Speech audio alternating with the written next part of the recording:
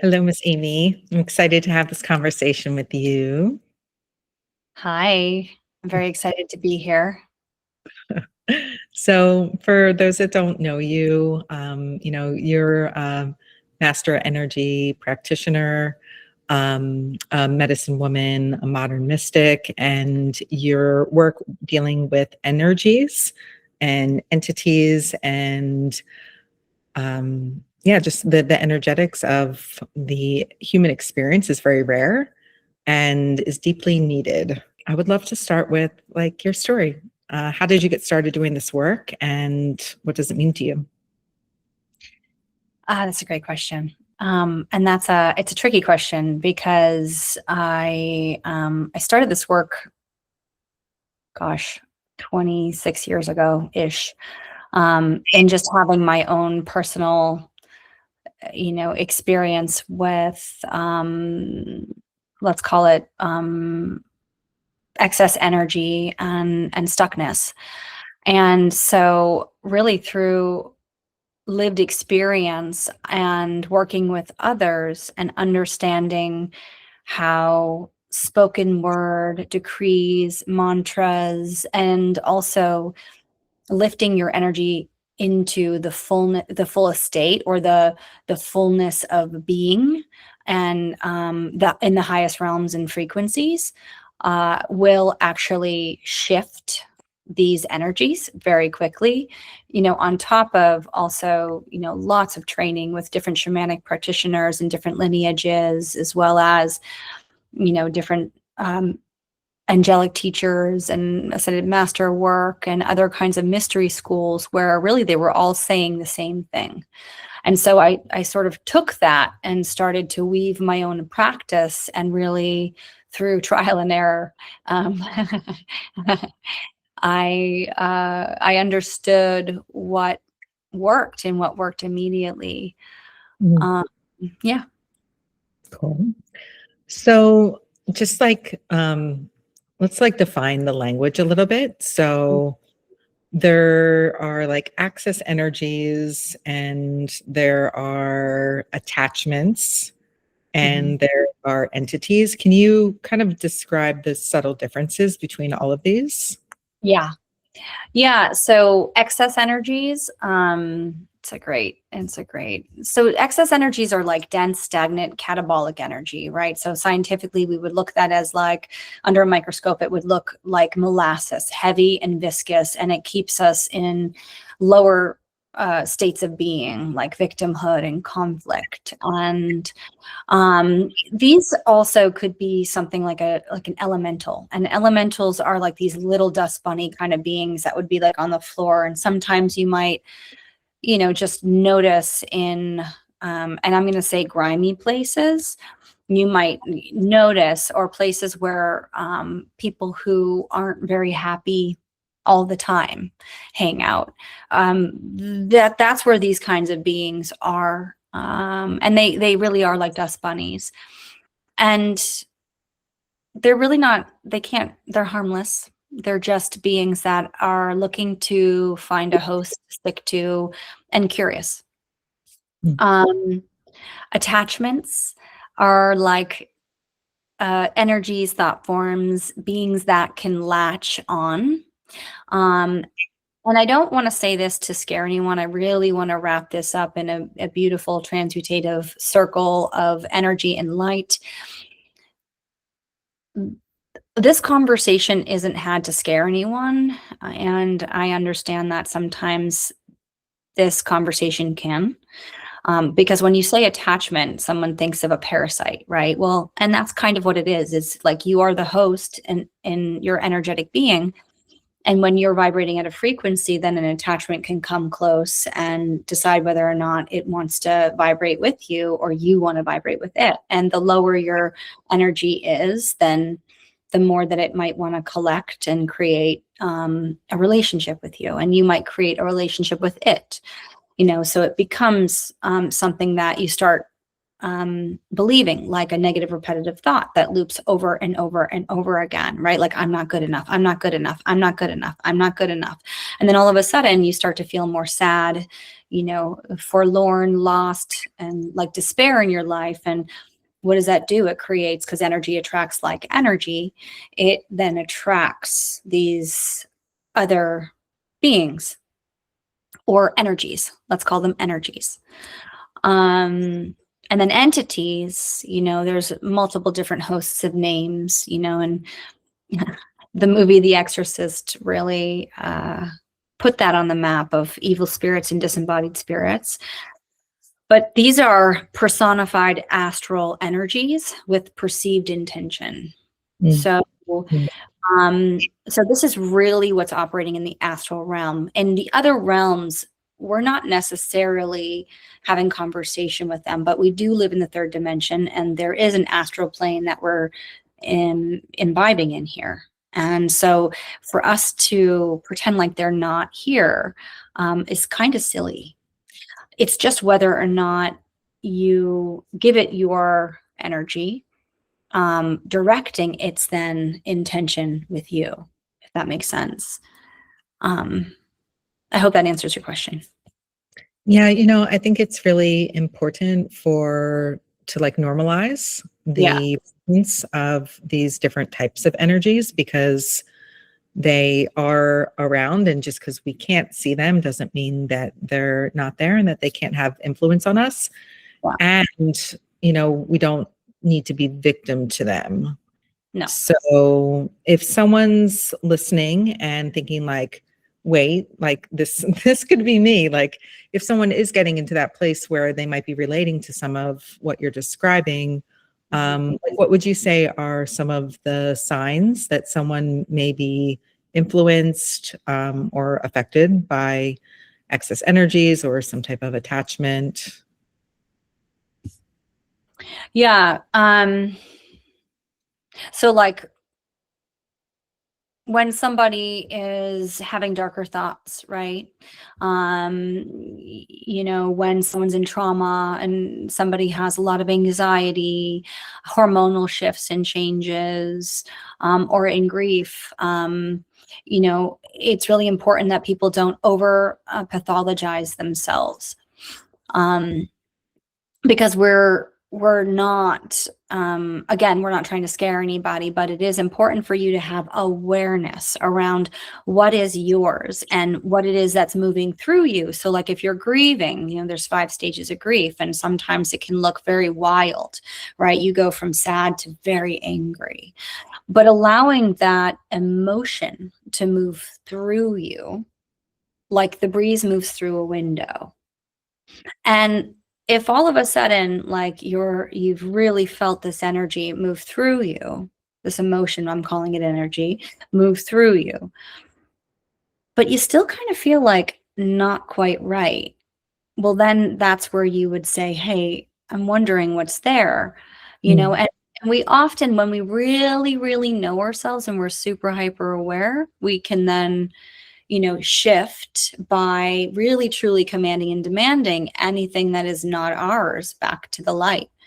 And this might sound super religious, if you will, like these spoken words, but across the ages for hundreds of thousands of years, they've been using mantras and decrees to cast out anything that doesn't belong in this one sovereign being, right? Or yours, or whoever's that we're dealing with, and I just want to mention something that I think is also really important is,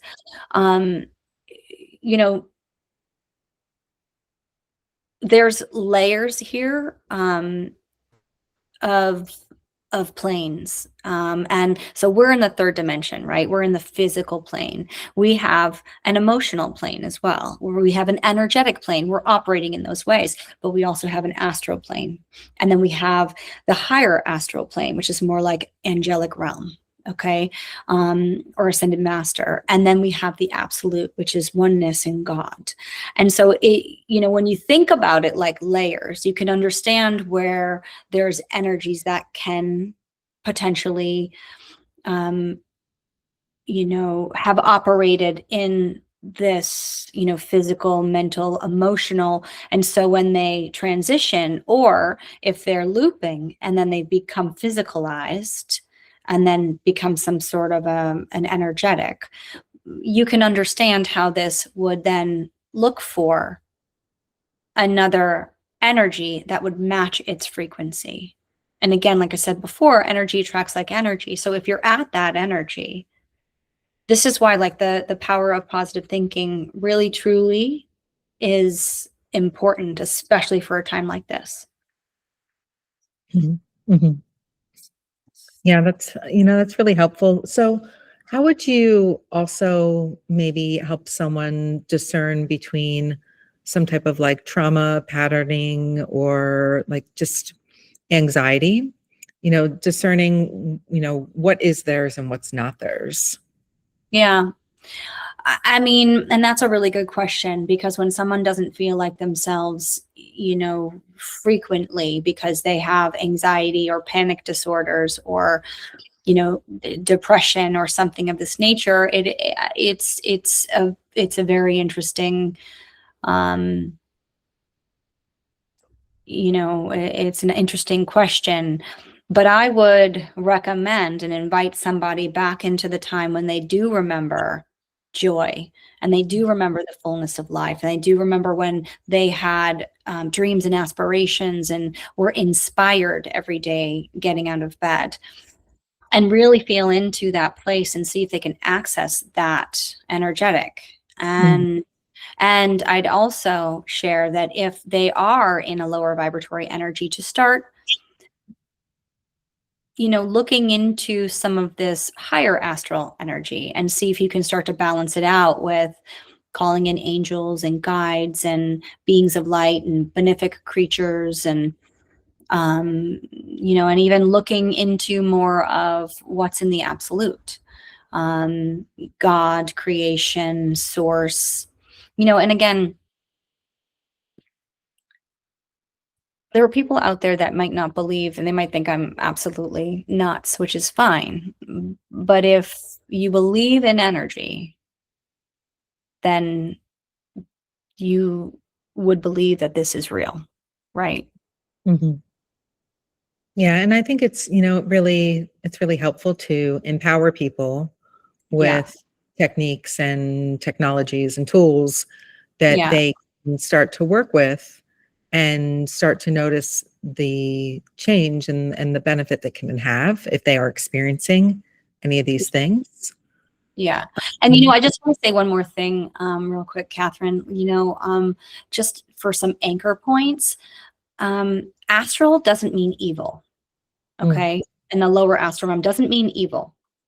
And personified energies don't mean pathology, right? So when we're talking about, anxiety and depression and feeling some kind of way. And to know that fear is really the layer that strengthens, or it'll strengthen this astral layer, and it'll strengthen the challenges, the issues, the consistency of that showing up, or the darker thought forms, or something of that nature, and sort of spinning in the downward spiral, right? But neutrality weakens it. Just mm, being neutral and saying, okay, I just got a parking ticket. All right. I got a parking ticket, and so such is life. Thank God I have money in my bank account so that I can pay that parking ticket, even if it's my last $50 or something, you know, thank you so much, and having an understanding that life is breathing in a lesson for you right now, and you're accepting it. mhm, And as you accept it, then it doesn't take a hold of you, because you're not in fear or victim energy over that. mhm. Yeah, that resonates a lot. So can you talk a little bit about kind of the core of your process and the way that you work with these things? Yeah. That's a little tricky. It really depends on, give me a second. Yeah. Yeah, it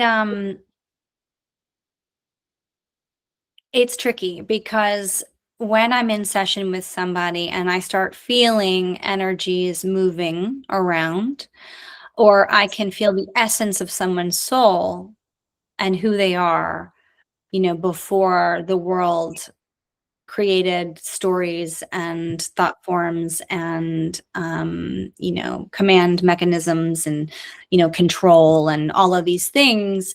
When I can really feel into their heart and their heart energy, I can sense where there is an attachment or an excess energy or an entity that doesn't belong there. And so feeding a body light and continuing to create fullness and looking for any holes, rips, cracks, or tears in their energetics is super important, meaning in their energy fields that are outside of the physical body, looking inside their body and really, digging to see, is there, anything generational here? Because generational entities or excess energies, that's a different story in terms of removal. And it also takes for a different course of action. And that would also look like people who have severe addictions and things of that nature. Typically, if that's been, repetitive through the generations, then, we will look at certain spots in the body where these energies sort of stick to. And clump and hang out. And I was born with sight. And so even though most of my clients are online and they're global, I can, once I have permission to tune into someone's energy field, I can really feel and see, and then also take on their energy as I'm doing my clearing process. I can see where their life is going, and I can also see if there's something in there that's rerouting it. And that's, I can kind of figure out, what level of energetic am I working with here? Meaning, where is the person at? Where is their baseline? And what's causing some kind of a dampening or a tampering with their course of life? And it also really depends on what they've come to me for, because people have come to me with suicidal tendencies, and then people have come to me with, wanting to go to the Super Bowl, and just making sure that their energy field is clean. So, tuning into the highest form of light and frequency and filling their body up with that, and then transmuting anything in the field to the highest form of light and frequency that their physical body and their energy fields can handle. And then, plugging all of those energy leaks where the holes, rips, cracks, and tears could be, and then commanding and demanding those excess energies out. And again, like I said, there's different processes for different layers and intensities of these energies, which, I may not get into on this call. But it is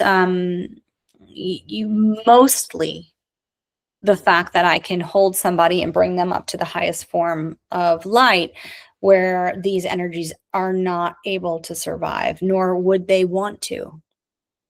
And they begin to return to where they, originally came from and start to be freed. And so, yeah, I hope that answers your question. Yeah, I mean, it's fascinating to hear you talk about, and to, as someone who has experienced working with you, the way that you describe it, it makes it kind of like all click together, because it just makes a lot more sense. Yeah, it's fascinating. Mm-hmm.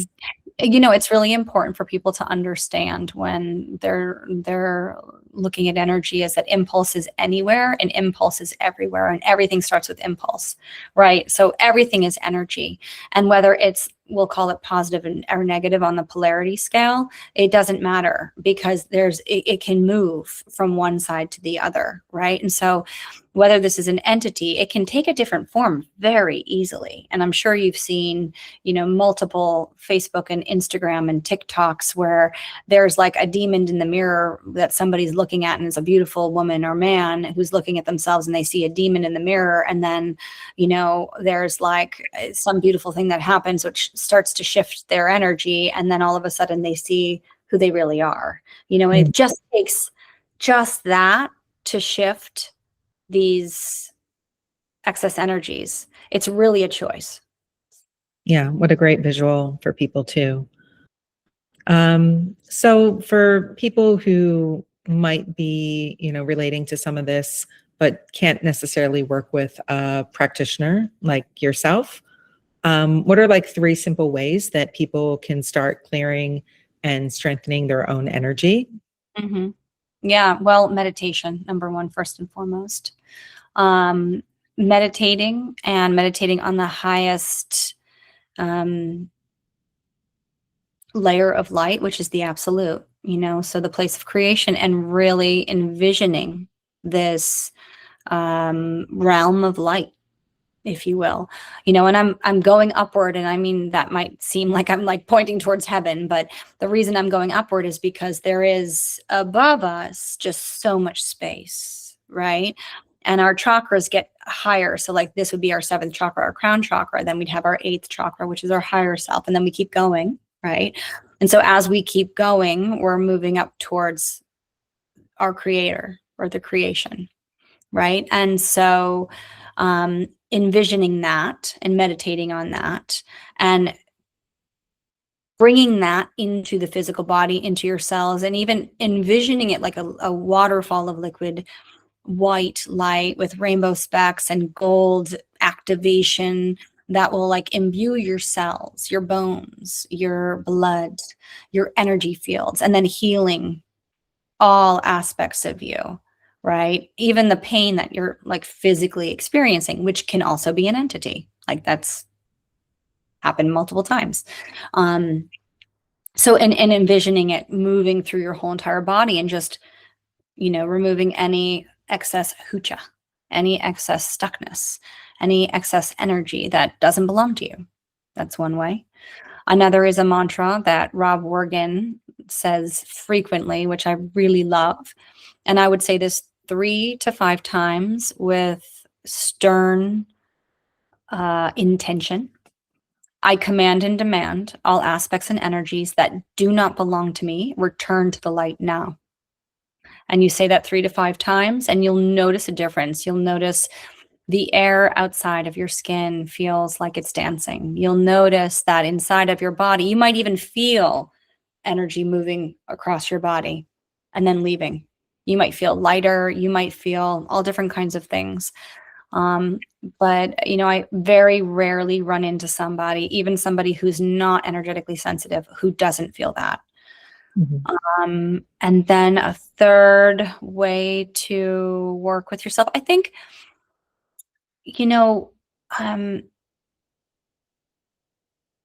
yeah, tuning in to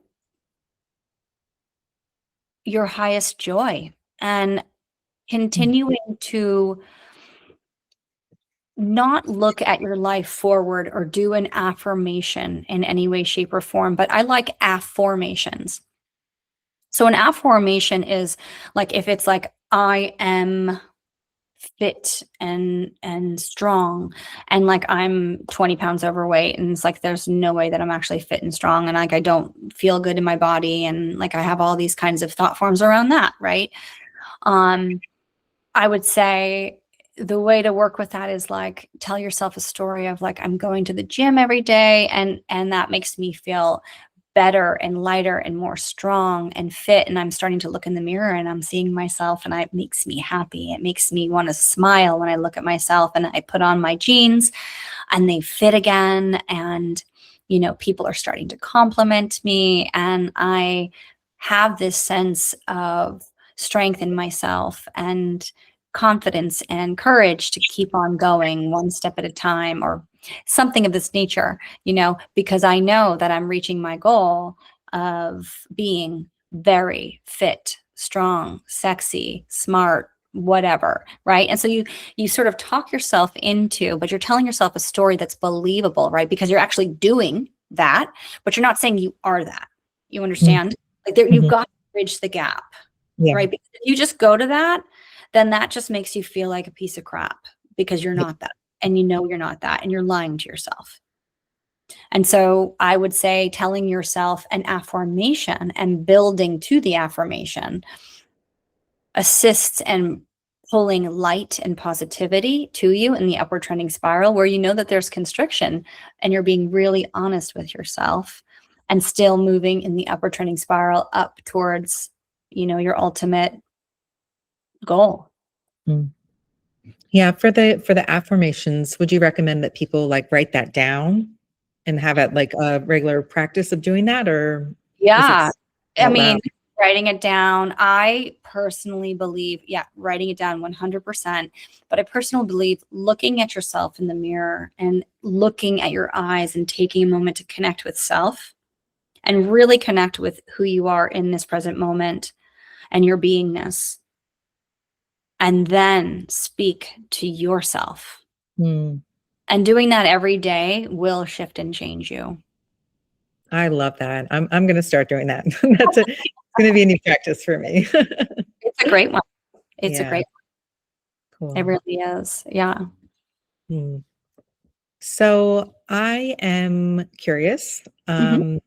how are you teaching some of these tools and techniques and technologies to others? Do you have any upcoming programs or anything that you could offer?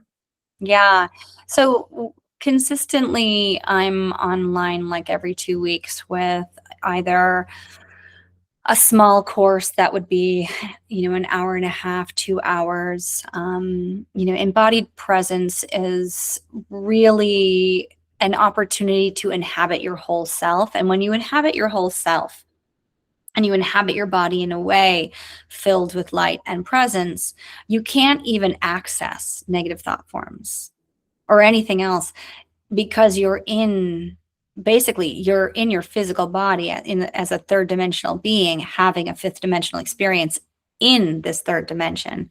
And so I'm going to take people through a process that teaches them that. And I feel very honored to be able to do that. Teaching and informing and educating about karma, and so that people don't feel victimized by their life when life keeps showing up and like knocking them back, right?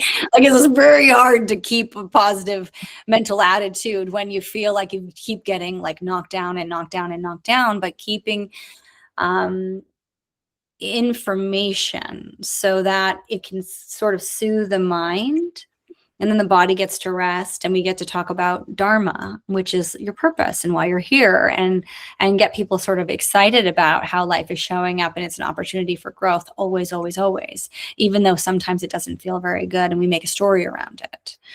And that's pretty frequent. Embodied presence, we're actually going to be doing an hour and a half course, 7:30 to 9 on February 10th.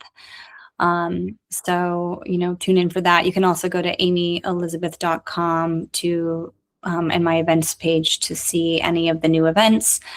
And then very importantly, for such a time as this, as you said earlier in this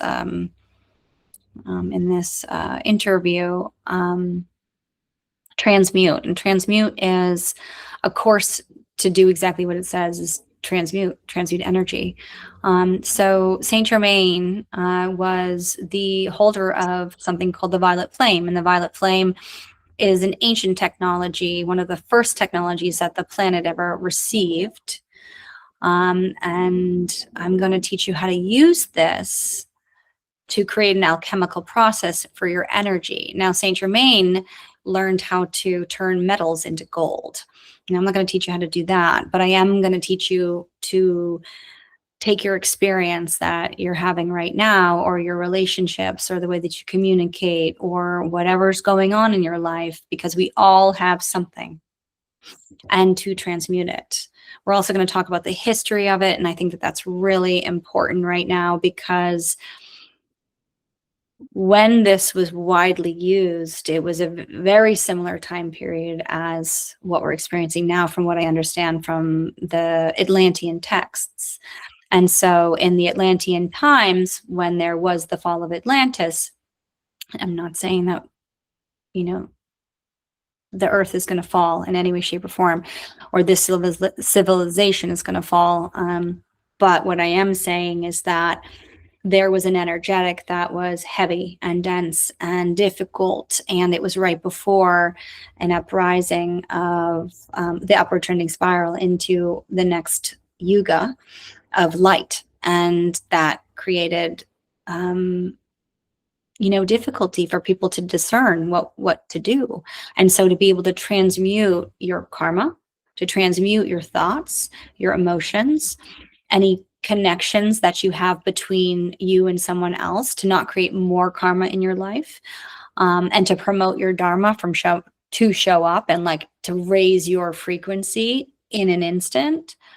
That's what this course teaches you. And that course is a 4-week course. It starts on March 3rd. And then it's every week after that. And it'll also be recorded. And all of these are recorded. So if you can't make them, the recordings are just as powerful. Incredible. Wow, such beautiful offerings, and I am personally excited to be a part of them as well, and to, as a participant, to learn and to continue to, just like be in this field of energy and evolution. So thank you so much, Amy. Yeah, Anything thank you you, want to close with today? Sorry? Anything you want to close with today? No, I just I want to thank everybody for being here, for showing up, for being interested, for informing and educating themselves, and I guess I just say, like, no fear, right? I'm not trying to be pie in the sky here, because I understand that there's things that are happening that it could be perceived as alarming, yet I feel it's really important that we continue to look at what's good in our life and to have gratitude and continue to stay open and curious, and wise to how the world is showing up and life is showing up for us, and knowing that that is for our highest good and our highest growth, always, always, always, even when it doesn't seem like that. All right. Thank you. Bye. Bye.